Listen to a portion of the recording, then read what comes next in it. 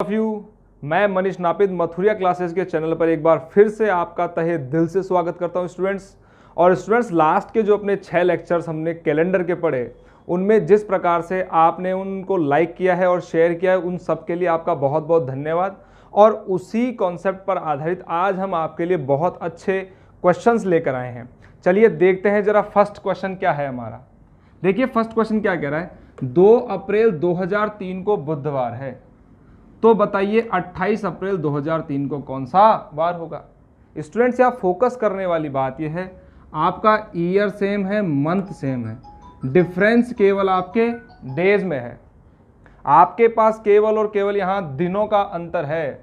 और यहाँ स्टूडेंट्स कितने दिनों का अंतर है, तो हमने क्या पढ़ा था, इस तारीख के आगे से और 28 तारीख तक कुल मिलाकर आपको दिनों की काउंटिंग करनी है। उसमें लगाना है आपको 7 का भाग, और जितना शेष बचेगा उतने ही दिन हम क्या कर देंगे, ऐड कर देंगे।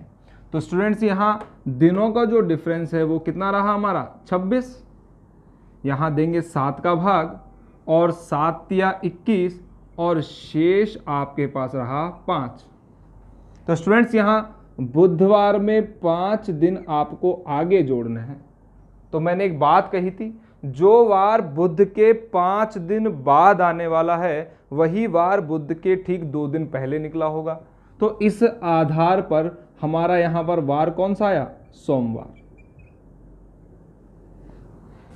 इसी पर आधारित अगला क्वेश्चन देखिए। अगले वाले क्वेश्चन में हमारे पास क्वेश्चन है, 12 मार्च 2005 को यदि शुक्रवार है तो बताइए 25 जुलाई 2005 का कौन सा वार होगा। देखो स्टूडेंट्स, ऊपर वाला जो क्वेश्चन था उसमें एक ही मंथ के डेज का डिफरेंस था। इस वाले में हमारे पास मंथ्स का भी डिफरेंस दिया हुआ है। तो जरा ध्यान दीजिए, आप ये बताइए कि मार्च का जो महीना होता है वो कितने दिनों का, 31 दिनों का। और 31 दिनों में से 12 दिन तो हमारे गए, तो हमारे बचे कितने, 31 में से 12 गए, तो स्टूडेंट्स हमारे पास यहाँ रहे 19 दिन। किसके, मार्च के। अब आप चाहे मार्च के 19 दिन लिखें या इस 19 में 7 का भाग देने पर जो शेष प्राप्त होगा वो लिखे, दोनों बातों में कोई अंतर नहीं है। तो हम यहीं पर लगाएंगे 7 का भाग, और 7 दूनी 14, और रिमाइंडर कितना रहा हमारा, 5। ये दिन रहे हमारे मार्च के शेष। मार्च के बाद में अप्रैल, अप्रैल का महीना पूरा काउंटिंग में आ रहा है, और अप्रैल के जो शेष आएगा वो आएगा आपका 2। मई, जून और जुलाई के आपको केवल 25 दिन ऐड करने हैं, यानी कि आप इसे 25 कह सकते हैं, या 25 में 7 का भाग लगाने पर जो रिमाइंडर आए वो। तो यहाँ सब 7 या 21, और शेष कितना बचा आपका, 4। अब आप चाहे इनको जोड़कर 7 का भाग लगाएं, चाहे आप काट दें, इन बातों से कोई फर्क नहीं पड़ता है, दोनों बातों में कोई अंतर भी नहीं है। तो 4 और 3 7, तो रिमाइंडर कितना रहा आपका यहाँ पे, केवल 2। यानी कि शुक्रवार में हमें क्या करना है, 2 दिन ऐड करना है। और इस प्रकार जो हमारा वार होगा, रविवार होगा स्टूडेंट निकल कर। अगले वाला जो क्वेश्चन है उसमें डेज आपके इक्वल है, मंथ इक्वल है, डिफरेंस आपके किसमें स्टूडेंट्स, यहाँ ईयर्स में है। और यहाँ कितने सालों का अंतर है, तो आप 2007 में से 1992 घटा सकते हैं। और यहाँ जो स्टूडेंट्स अंतर निकल कर आएगा वो आएगा आपके 15 वर्षों का। अब ध्यान दीजिए, इन 15 सालों में कुछ तो आपके रहे होंगे साधारण वर्ष, और कुछ रहे होंगे आपके लीप वर्ष। तो हम इन्हें बांट देते हैं लीप वर्षों में और साधारण वर्षों में। अच्छा देखिए, 92 एक लीप ईयर है, और 92 लीप ईयर है तो इसमें पड़ने वाली फरवरी में दिनों की संख्या कितनी होगी, 29। और आप जानते हैं यहाँ 29 का जो डे है वो काउंटिंग का आ रहा है, इसीलिए एक आपका लीप ईयर होगा 1992। इसके ठीक 4 साल बाद आपका आएगा 1996, और ठीक इसके 4 साल बाद आपका लीप ईयर आएगा स्टूडेंट्स यहाँ 2000। अब ध्यान दीजिए, 2000 एक लीप शताब्दी वर्ष है, क्योंकि ये 400 से पूरी तरह डिविजिबल है। इसके ठीक 4 साल बाद आएगा 2004, जो कि एक लीप ईयर है। तो स्टूडेंट्स हमारे पास इन 15 सालों में लीप ईयर्स की संख्या कितनी रही? 4। 15 में से अगर 4 आपके लीप वर्ष हैं तो आपके साधारण वर्ष कितने रहेंगे स्टूडेंट्स? यहां साधारण वर्ष रहेंगे 11। और लीप वर्षों को हमें गुणा करना है 2 से। क्यों? एक लीप वर्ष के अंतर के लिए हम 2 दिन जोड़ते हैं, तो 4 लीप वर्षों के अंतर के लिए कुल दिनों की संख्या 8, और एक साधारण वर्ष के लिए हम कितना दिन लेते हैं? 1। तो 11 साधारण वर्षों के लिए हमारे पास दिन कितने रहे? 11। और इस प्रकार से 11 और 8 आपके 19 आए, लगाए 7 का भाग, और शेष स्टूडेंट्स यहाँ कितना रहा? 5। यानी कि आपको यहाँ पर 5 दिन क्या करना है? ऐड करना है। तो वही बात, आप चाहे तो 5 दिन ऐड कर सकते हैं या 2 दिन घटा सकते हैं। क्यों? सोमवार के जो वार 5 दिन बाद आएगा वो ठीक 2 दिन पहले ही तो निकला होगा।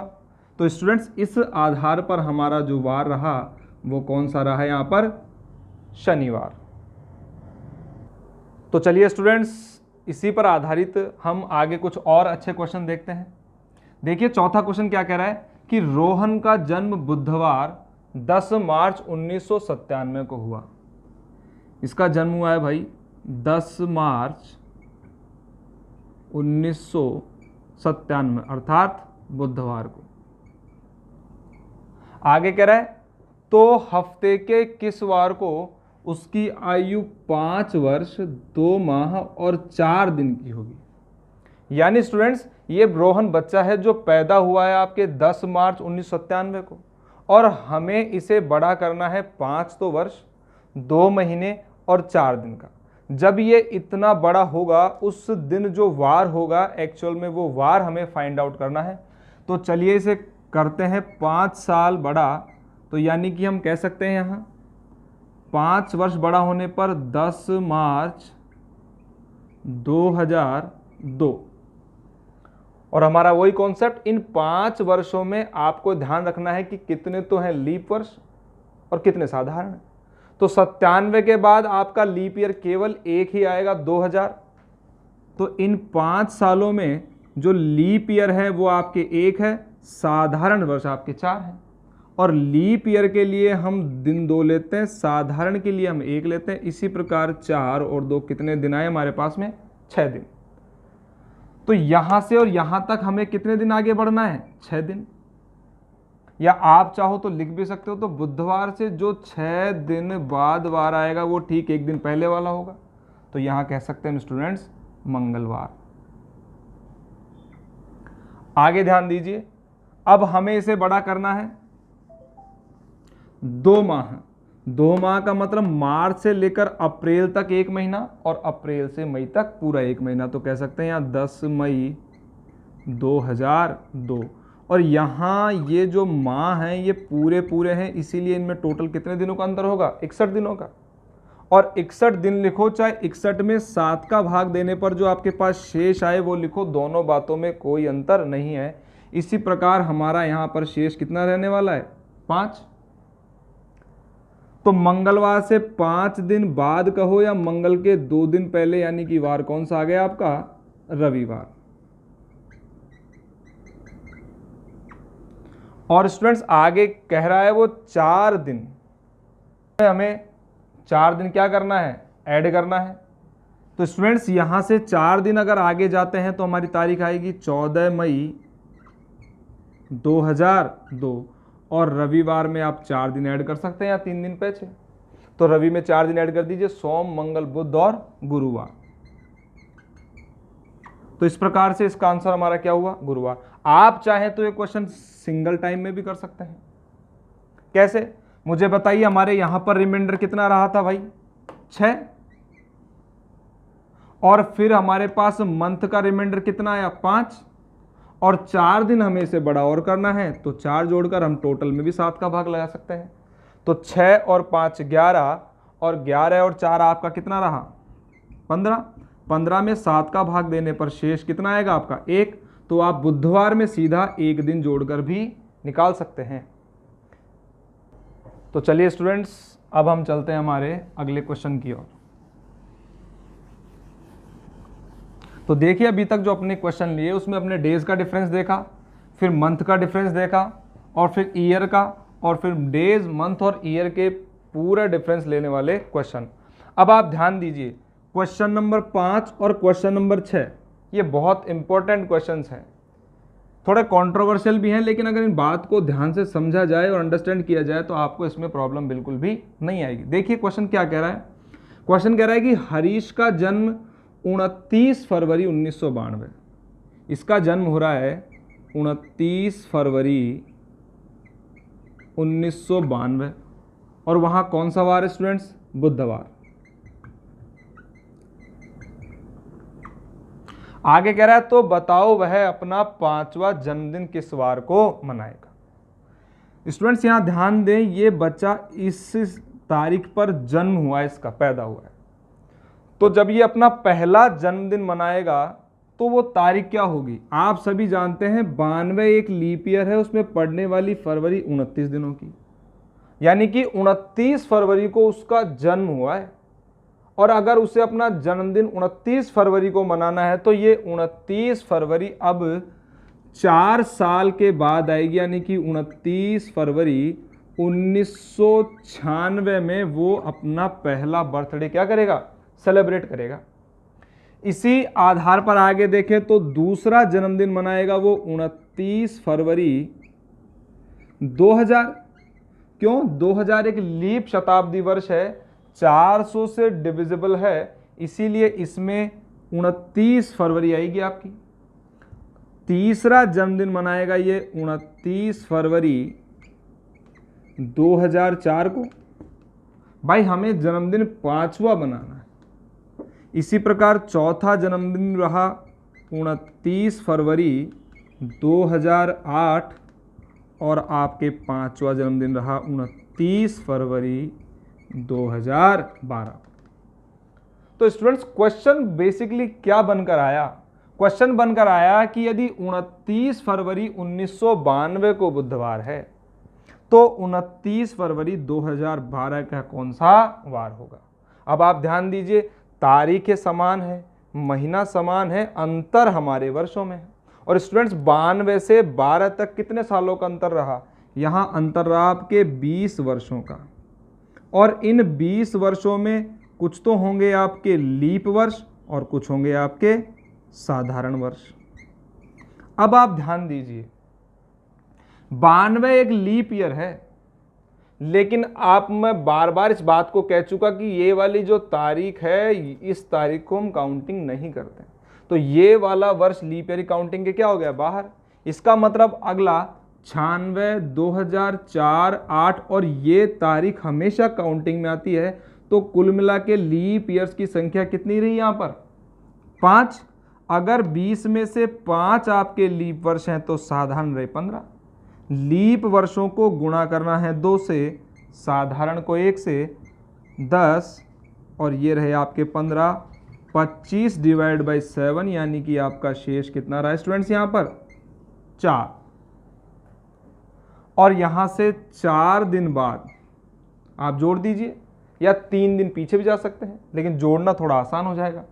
तो गुरु, शुक्र, शनि और रवि, इसका मतलब भाई वो अपना जो 5वां जन्मदिन है वो किस बार को सेलिब्रेट करेगा? रविवार को। तो चलिए स्टूडेंट्स अब चलते हैं हमारे हम क्वेश्चन नंबर 6 पर। स्टूडेंट्स देखिए क्वेश्चन आपको सेम लग रहा होगा, लेकिन यहां एक अंतर है। और छठा क्वेश्चन क्या कह रहा है? कह रहा है कि रहीम अपने विवाह की पहली वर्षगांठ, स्टूडेंट्स यहां पर ध्यान दीजिए, जो पहली वर्षगांठ है वो कब सेलिब्रेट कर रहा है? 29 फरवरी 1992, यानी कि विवाह की जो पहली वर्षगांठ है वो मना रहा है ये 29 फरवरी 1992, यानी कि बुधवार को। तो आपसे पूछा है तो बताओ वह अपनी शादी की 5वीं वर्षगांठ कब मनाएगा? स्टूडेंट्स लास्ट वाले क्वेश्चन में आपने ध्यान दिया होगा, वहां बच्चे का जन्म हो रहा था और पहला जन्मदिन वो 4 साल बाद मना रहा था, लेकिन यहां पर ध्यान दीजिए स्टूडेंट्स, ये कह रहा है कि अपने विवाह की जो पहली वर्षगांठ है, पहली वर्षगांठ ही ये 29 फरवरी 1992 को मना रहा है। और आगे कह रहा है उसको कौन सी वर्षगांठ मनानी है, 5वीं। तो दूसरी वर्षगांठ बनाएगा ये 29 फरवरी 1992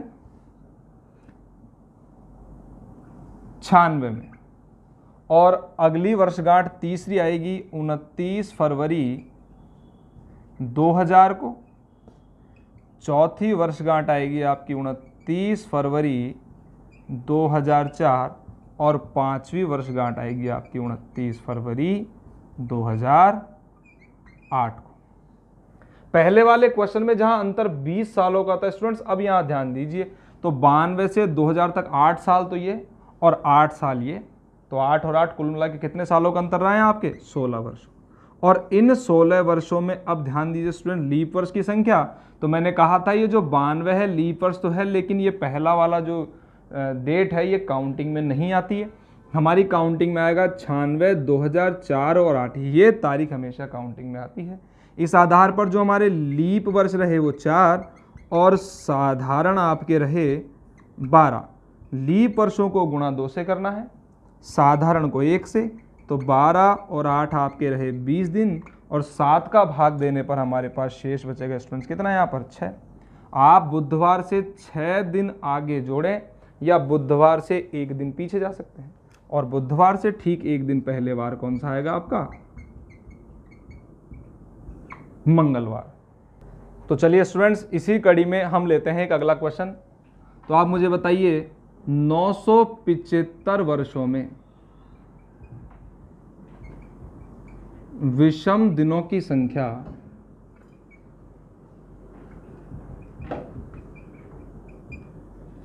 कितनी होगी।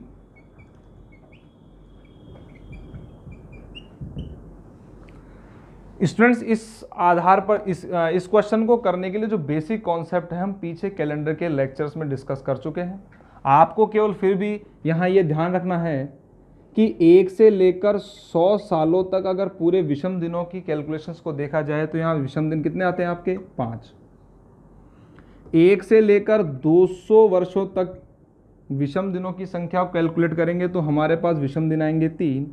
1 से लेकर 300 तक विषम दिनों की संख्या 1, और 1 से लेकर 400 तक विषम दिनों की संख्या आपकी 0 रहती है। और मैंने कहा था, बताइए 975 को हम कैसे ले सकते हैं, 400 मल्टीप्लाई 2, 800 वर्ष तो ये हो गए हमारे, प्लस 900 और 75 वर्ष ये, और इन 75, अब ध्यान दीजिए, तो 400 वर्षों के हमारे कोड कितने हैं, ये 0, मतलब शुरू के जो 400 वर्ष थे उनमें विषम दिनों की संख्या रही 0। तो जब 400 अगले वर्ष आएंगे तो वो भी हमारे पास 0 रहेंगे, तो हम कह सकते हैं 0 मल्टीप्लाई 2 प्लस अगले 100 सालों के लिए जो विषम दिनों की संख्या है वो निकल कर कितनी आएगी, 5 प्लस। अब ध्यान दीजिए, तो यहां तक की जो कैलकुलेशन है इसमें हमारे लीप वर्षों की काउंटिंग क्या है, शामिल है। लेकिन ये जो 75 अभी वर्ष बचे हुए हैं इनमें लीप वर्षों की संख्या शामिल नहीं, इसीलिए हम यहाँ पर ले सकते हैं लीप वर्षों की संख्या। अब जो 75 साल है, इन 75 वर्षों में लीप ईयर्स की संख्या कितनी होगी, 3, 5, 4, 8, 32। हमारे पास यहाँ लीप ईयर्स आने वाले हैं स्टूडेंट्स 18 लीप ईयर्स होने का मतलब क्या है, जो लीप ईयर होता है उसमें एक दिन एक्स्ट्रा होता है, तो हम कह सकते हैं यहाँ लीप ईयर्स की संख्या लिखो चाहे एक्स्ट्रा आने वाले दिन लिखो, दोनों बातों में अंतर नहीं है। तो 75 वर्ष तो ये, और जो 18 लीप ईयर आए उनमें एक एक दिन ज़्यादा होगा, इसका मतलब वहाँ 18 दिन ज़्यादा होंगे। तो इस प्रकार से हमारे पास 0, 5, और अब आप चाहो तो इन सब को जोड़कर 7 का भाग लगा सकते हो, आप चाहो तो सीधा काट भी सकते हो। जैसे 5 दिन तो हमारे पास है ही भाई, 7 एकम 7, इसका रिमाइंडर भी कितना रहा, 5, और 7 दूनी 14, इसका 4 रहा, और यहाँ 5 और 5 10 और 4 14, और 14 में 7 का भाग लगाएंगे तो हमारे पास यहाँ पर शेष कुछ भी प्राप्त नहीं हो रहा। और स्टूडेंट्स, हमने कहा था जब 1 बचे तो सोमवार, 1 शेष आता है तो आपका वार होगा सोमवार, 2 बचता है तो मंगलवार, 3 बचता है तो बुधवार, 4 बचता है तो गुरुवार, 5 के लिए आपको शुक्रवार, 6 के लिए आपका शनिवार, और अब ध्यान दीजिए हमारा शेष 0 बचा था, तो 0 शेष आ जाए तो आपको हमेशा रखना है यहाँ क्या, रविवार। तो स्टूडेंट्स यहाँ 975 वर्षों के अंदर जो विषम दिनों की संख्या निकल कर आई, वो विषम दिनों की संख्या कितनी आई, 0, और वार अगर आपसे पूछा जाता है तो वार क्या आएगा, रविवार। तो देखा स्टूडेंट्स आपने। तो चलिए स्टूडेंट्स अब हम चलते हैं इसी पर आधारित एक अगले क्वेश्चन की ओर, जो कि रिलेट करता है हमारे गांधी जयंती को।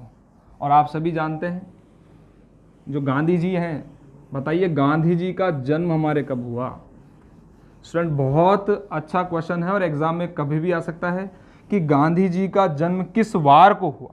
ये क्वेश्चन आपसे डायरेक्ट भी पूछा सकता है। अगर बच्चों आपको तारीख याद है तो आप इस क्वेश्चन को आराम से अटेंड कर सकते हैं। और गांधी जी का जन्म हुआ हमारा 2 अक्टूबर सन 1869, यानी कि हमें यहाँ पर डायरेक्ट वार फाइंड आउट करना है। अब आप देखिए इस क्वेश्चन में आगे बढ़ने के 2 तरीके हैं और उन दोनों तरीकों को हम लास्ट वाले वीडियोस में पढ़ चुके हैं। फिर भी एक बार ध्यान दीजिए। मुझे एक बात बताइए, यहाँ 1868 वर्ष तो पूरे हो चुके भाई, जो 69वां वर्ष चल रहा है ये पूरा कहाँ हुआ है, ये तो सर 2 अक्टूबर तक ही आया है, ये पूरा होगा 31 दिसंबर पर जाकर। मतलब हम ये कह सकते हैं कि सर 1868 तक के तुम विषम दिन निकाल लें, और जो 69वां ये साल आया है इसके विषम दिनों को जोड़कर भी हम ये क्वेश्चन कर सकते हैं। और आप अगर ऐसा नहीं कर सकते तो इसके लिए देखिए स्टूडेंट, डायरेक्ट फॉर्मूला हम डिस्कस कर चुके थे। हमारा फॉर्मूला क्या कहता है भाई, हमारा फॉर्मूला कहता है गत वर्ष प्लस भागफल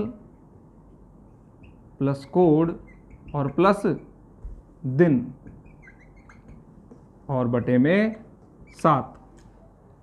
यहां हमारे पास में गत वर्ष कितना आएगा, 68, और गत वर्ष में 4 का भाग देने पर, यहां 4 का भाग क्यों लगा रहे हैं, यहां भागफल का मतलब ही लीप वर्षों की संख्या से है, तो हम कह सकते हैं 4 एकम 4 और 4 सत्ते 28, 17 हमारे लीप ईयर्स आ गए। कोड अगर आप देखना चाहते हैं तो आप ध्यान दीजिए स्टूडेंट्स, यहां कोड कितना आएगा आपका, 2 नहीं 3, यहाँ कोड कितना है 200 शताब्दी है तो कोड स्टूडेंट्स यहाँ 3 आएगा। और अब चलना है हमें 69 के दिन का, मतलब 69वां जो ये वर्ष आया है इसके 1 जनवरी से लेके 2 अक्टूबर तक के कुल दिनों की संख्या पर। तो बताइए जनवरी के दिन हमारे कितने, 3। अब 69 एक साधारण वर्ष है इसलिए फरवरी का कोड आएगा 0। मार्च, अप्रैल, मई, जून, जुलाई, अगस्त, सितंबर और अक्टूबर का आपका 2 दिन, और इनका टोटल कीजिए तो कितने रहे, 3 और 3 6 और 2 8 और 3 11 और 2 13 और 3 16 और 3 19 और 2 21, 21 और 2 23, और डिवाइड बाई आपको 7 का भाग लगाना है। आप चाहो तो इनको जोड़कर 7 का भाग लगाओ, आप चाहो तो इन सेपरेट सभी में 7 का भाग देकर रिमाइंडर ले सकते हो। तो 7 नाम 63, 5 7 दूनी 14, 3 और 7 21, कितना बचा हमारे पास में, 2। 7 का भाग 5 और 3 8 और 3 11 और 2 13 बटे 7 का मतलब शेष कितना रहा आपका, 6। तो स्टूडेंट्स यहाँ 6 शेष रहने का मतलब कौन सा आएगा आपका, शनिवार। तो ये तो था स्टूडेंट्स हमारा डायरेक्ट कॉन्सेप्ट। अगर इस क्वेश्चन को हम इस पैटर्न से देखना चाहते हैं कि सर जो हमने लास्ट वाला 975 दिनों में विषम दिनों की संख्या निकाली थी, उस आधार पर अगर इस क्वेश्चन को करें तो सर 1868 को हम किस प्रकार से लिख सकते हैं, 1800 को मैं कह सकता हूं 400 गुणा में 4, 1600 वर्ष, तो ये 1600 के बाद में 200 वर्ष पूरे और 68 वर्ष तो ये, और इन 68 वर्षों में आपके लीप वर्षों की संख्या बताइए। तो यहां आपका 400 वर्षों के कोड क्या है, 0 है, तो ये तो हो गया 0, प्लस 200 वर्षों के लिए आपके अगला शताब्दी कोड क्या रहा है, 3, और इन 68 वर्षों में लीप वर्षों की संख्या तो 17 हमारे लीप वर्ष आ जाएंगे, तो यहाँ 68 और प्लस 17। और स्टूडेंट्स अब ध्यान दीजिए, आप वही बात है, कोई बात अंतर नहीं है। ये जो आपने 68 लिखा है एक्चुअल में ये रहा, ये जो आपने यहाँ 17 लिखा है एक्चुअल में ये आपने यहाँ लिखा है 3। और स्टूडेंट्स इस बात को हम यहाँ से हटा भी दे तो हमारा फॉर्मूला क्या एडजस्ट बनता है, ये देखिए ध्यान, गत वर्ष में भागफल के बाद कोड, तो हमारे 1868 तक का जो ये कॉन्सेप्ट है एग्जैक्टली ये इसमें क्या हो गया, पूरी तरह से कवर हो गया। अब हमें केवल 69 के दिन जोड़ने हैं, और दिन कितने हमारे पास में यहाँ पर 23, और देखिए आपका पूरी तरह से वही फॉर्मूला एडजस्ट हो गया। तो इस प्रकार से हमारा रिमाइंडर कितना बचेगा, वही 6, और 6 बचेगा तो आपका वार क्या होगा स्टूडेंट्स, शनिवार। तो चलिए स्टूडेंट्स अब हम देखते हैं एक हमारा अगला 2011 का जो कैलेंडर है वो किस वर्ष के समान होगा। देखिए इससे पहले हमने जो दोनों क्वेश्चन डिस्कस किए हैं आपको थोड़ा प्रॉब्लमेटिक लगे होंगे। अगर उन क्वेश्चंस में आपको प्रॉब्लम है तो हमने इसी के रिगार्डिंग जो लास्ट वाले अपने लेक्चर्स हैं उनमें इन बातों को बहुत बेसिक से ही डिस्कस किया हुआ है, तो आप चाहें तो वहाँ से भी इन बातों को समझ सकते हैं। तो चलिए हमारा अगले क्वेश्चन पर चलते हैं। कह रहा है कि 2011 का कैलेंडर किस वर्ष के समान होगा। मतलब आगे आपके पास 4 ऑप्शंस हैं, इन 4 ऑप्शंस में से वो कौन सा वर्ष है जिसके अंदर अगर 2011 के कैलेंडर का पूरी तरह यूज़ किया जाए तो कोई गलत बात नहीं होगी। तो स्टूडेंट्स इसके लिए हमने एक सीधा फॉर्मूला पढ़ा था, वर्षों का अंतर प्लस लीप वर्षों की संख्या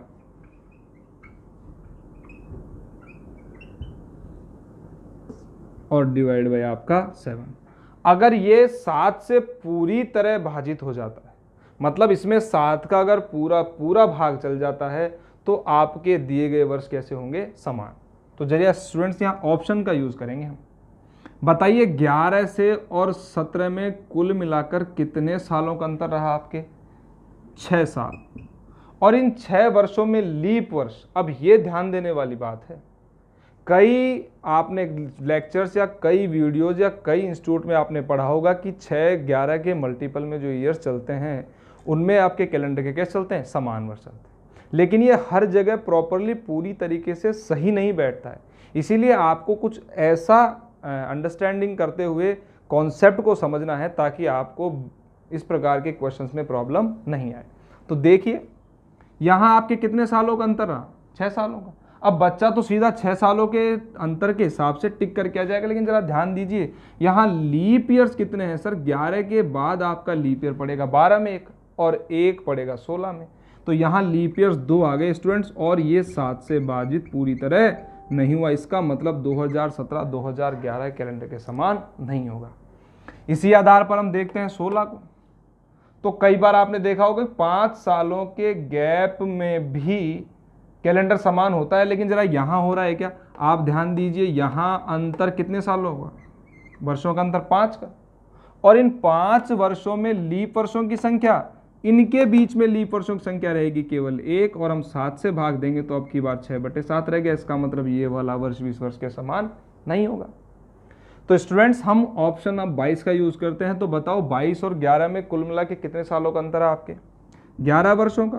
और इन 11 वर्षों में लीप वर्षों की संख्या 11 के बाद में 12, 16 और 20, यहाँ लीप वर्ष रहने वाले हैं 3। इसी प्रकार 14/7 का मतलब शेष आपके कुछ भी नहीं बचा, और शेष जब 0 हो तो दिए गए वर्ष आपके कैसे होंगे, कैलेंडर के समान वर्ष होंगे। तो चलिए स्टूडेंट्स अब चलते हैं हमारे कैलेंडर के अगले कॉन्सेप्चुअल क्वेश्चंस की ओर, जो कि आधारित है हमारे समान महीनों पर। देखिए क्वेश्चन क्या कह रहा है, लीप वर्ष में कौन से 2 महीनों की पहली तारीख को समान वार होता है। आपको यहाँ 4 ऑप्शन हैं, इन 4 ऑप्शंस में ये बताना है कि क्या 1 अगस्त पर जो वार है वो 1 दिसंबर को होगा, 1 जनवरी को जो वार है वो 1 अप्रैल को होगा। और ये पूरी बात हम लास्ट वाले वीडियोस में डिस्कस कर चुके हैं, लेकिन एक बार फिर मैं रिपीट कर देता हूं। अगर आपको पहली तारीख समान करनी है तो क्या करना है, प्रथम माह से लेकर दूसरे से ठीक पहले वाले माह तक के कोडों का योग करके 7 का आपको लगाना है भाग। तो स्टूडेंट्स यहाँ अगस्त, सितंबर, अक्टूबर और नवंबर, ध्यान दीजिए प्रथम माह से लेकर दूसरे से ठीक पहले वाला यानी कि नवंबर तक के कोडों का योग करके लगाना है 7 का भाग। अगर ये 7 से पूरी तरह डिविजिबल है यानी भाजित है, तो दिए गए दोनों माह की पहली तारीख को क्या होगा, समान वार होगा। तो जरा देखते हैं, 3 और 2 5 और 3 8 और 2 10, यहां 10 7 से भाजित नहीं है।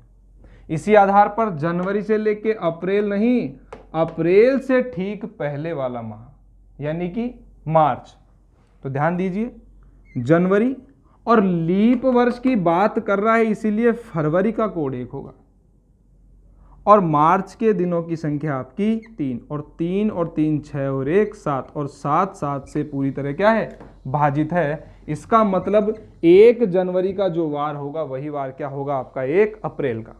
आप चाहें तो इसे समान माह ज्ञात करना कह सकते हैं, या जिनकी प्रथम तारीख को समान वार ज्ञात करना हो तो हमारा कॉन्सेप्ट इस प्रकार का रहता है। अगला क्वेश्चन देखिए, कह रहा है कि कैलेंडर के कौन से 2 महीने हैं जिनकी अंतिम तारीख, स्टूडेंट्स यहां पहली तारीख समान करने की बात कर रहा था, यहां बात कर रहा है अंतिम तारीख समान करने की, यानी कि क्या 31 मार्च पर जो वार है 30 जून को वही वार हुआ क्या। अगर ये बात आपको ज्ञात करनी है तो इसके लिए हमने कॉन्सेप्ट क्या पढ़ा था स्टूडेंट्स, इस बात के लिए हमने कॉन्सेप्ट पढ़ा था कि प्रथम माह के ठीक अगले माह से लेकर और दूसरे माह तक के कोड़ों का योग, यानी कि मार्च से अगला महीना कौन सा आता है आपका अप्रैल, तो अप्रैल मई जून तक के कोड़ों का योग करके लगा दो 7 का भाग, और आप देखो 2 2 4 और 3 7, यानी कि पूरी तरह भाजित है।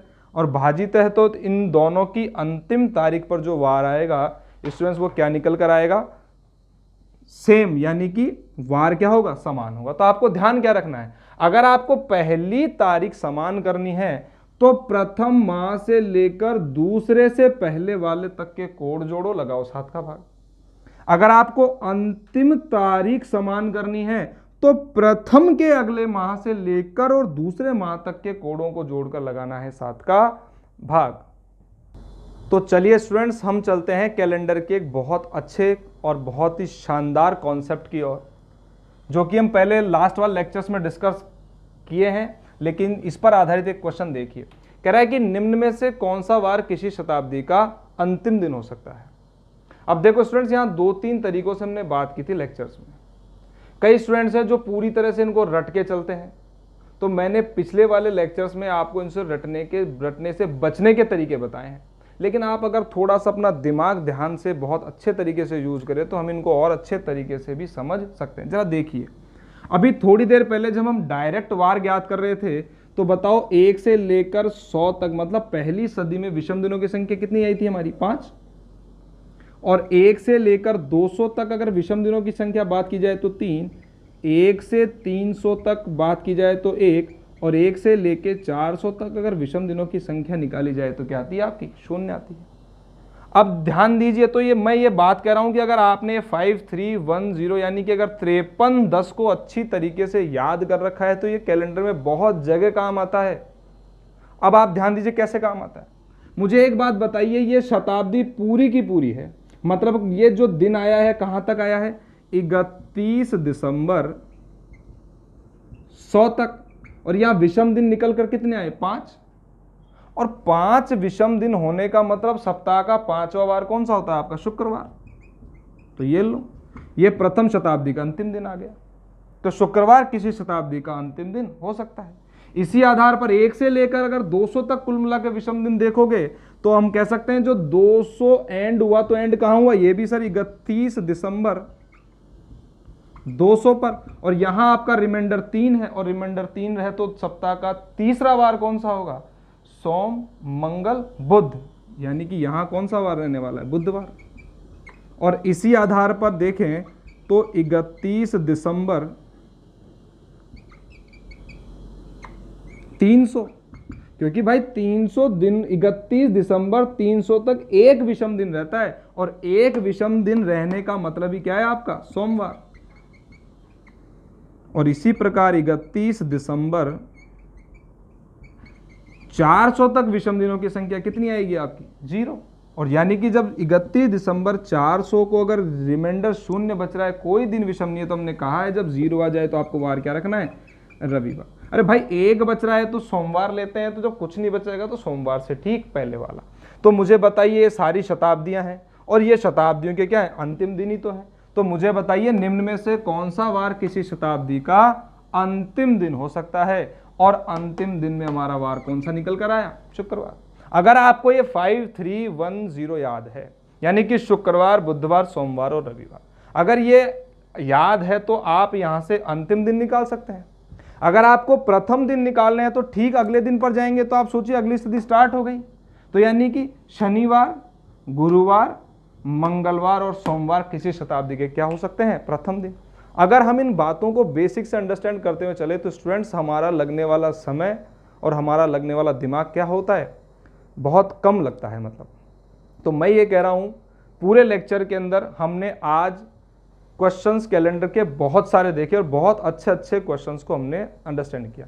अगर इस वीडियोज में कोई क्वेश्चन आपको समझ में नहीं आ रहा है तो उससे रिगार्डिंग जो लास्ट वाले लेक्चर्स हैं उसमें हमने उनके क्वेश्चंस के पूरे बेसिक डाल चुके हैं। तो स्टूडेंट्स अगर आपको ये लेक्चर पसंद आया हो तो इसे लाइक, शेयर और सब्सक्राइब करें, हमारे चैनल को सब्सक्राइब करें। इसी प्रकार के और अच्छे और नए वीडियोज़ मैं मनीष नापित आपके चैनल पर रखता रहूँगा। और स्टूडेंट्स एक खास बात और, हमारा ऐप भी है जिसे आप प्ले स्टोर पर जाकर डाउनलोड कर सकते हैं, मथुरिया क्लासेस के नाम से। क्यों?